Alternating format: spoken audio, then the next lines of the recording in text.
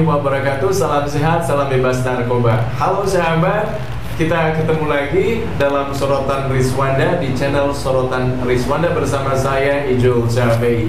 Seperti biasa di Sorotan Rizwanda kita membahas berbagai hal yang ada hubungannya dengan kebijakan publik.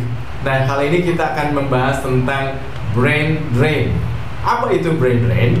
Jadi brain drain itu dalam bahasa yang sederhana adalah hengkangnya para ilmuwan, hengkangnya para cendekiawan dari bumi Indonesia ke luar negeri. Tetapi itu bukan saja terjadi di Indonesia, juga terjadi di negara-negara lain, India misalnya, seperti itu ya. Nah, pertanyaannya, kenapa para ilmuwan, para cendekiawan banyak yang lari keluar ke Indonesia?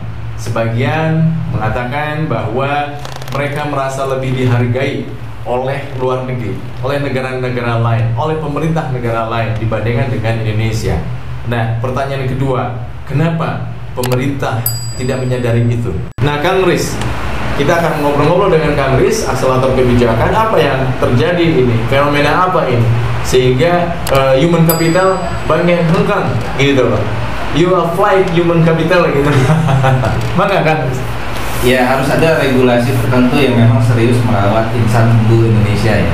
Insan unggul Indonesia ini kan bisa kita jabarkan dengan sederhana ilmuwan. Betul, tidak hanya ilmuwan ya, atlet juga kan. Iya. Insan unggul di sisi olahraga yang banyak juga. Seniman juga ada. Seniman juga gitu, merasa lebih terpakai begitu ya, lebih didaya gunakan atau bahkan secara moral lebih dihargai di negara orang. Nah, balik lagi ke brain drain kan memang khusus untuk klaster ilmuwan. Itu yang didefinisikan dengan fenomena brain drain. Oke.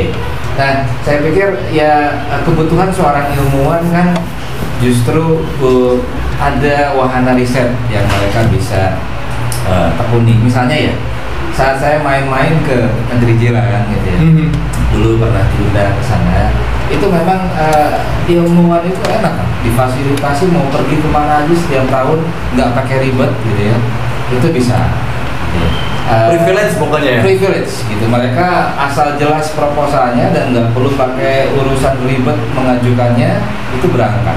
Itu riset mereka juga disupport oleh pemerintah karena pemerintah sana ya ini juga bukan the best example sih. Masih ada lah rompang sana sini, hanya tapi kemudian saya melihat secara kasat mata bahwa oh enak ya ilmuwan jiran dihargai betul gitu ya, mau riset kemana aja dilepas, dan kemudian pulangnya pun mereka ya contoh ya di Amerika ada Nobel Prize.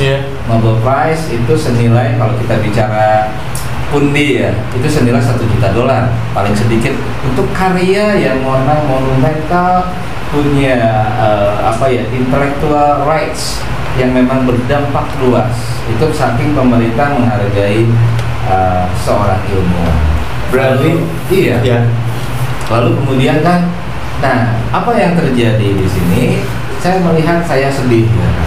Banyak sekali dokter harus mengerjakan pekerjaan administratif gitu ya, nyusun jadwal rapat ya, kalau perlu plus ngecapin pengesahan ya, itu jauh daripada hitoh aslinya seorang ilmuwan gitu. Ya dilakoni saja dengan berat hati, meskipun ya itu tadi kan, bila kemudian ada panggilan keilmuwanan, ini kita di luar kapasitas atau di luar konteks bicara berapa yang lu dapat gitu. Tapi bukan itu saja, minimal secara apresiasi di kita memang terkadang lupa gitu ya, tidak paham bahwa konteks PhD misalnya, gelar PhD itu kan disiapkan memang untuk riset, bukan untuk duduk di meja seperti satpam dan menghadapi hal-hal yang sifatnya clerical gitu ya, atau hal-hal yang sifatnya rutin misalnya. Nah, apakah kemudian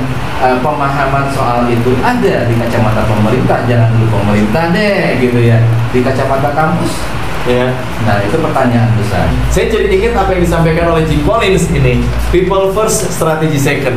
Artinya strategi secanggih apapun tidak akan bisa berjalan kalau aspek manusianya tidak dibenahi. Nah, brain drain ini hengkangnya banyaknya ilmuwan, cendekiawan hengkang ke luar negeri karena tidak diapresiasi. Nah, harusnya seperti apa ini yang dilakukan oleh pemerintah sehingga tidak terjadi brain drain ini? Memahami bahwa konteks ilmuwan itu tidak sama dengan konteks katakanlah non ilmuwan.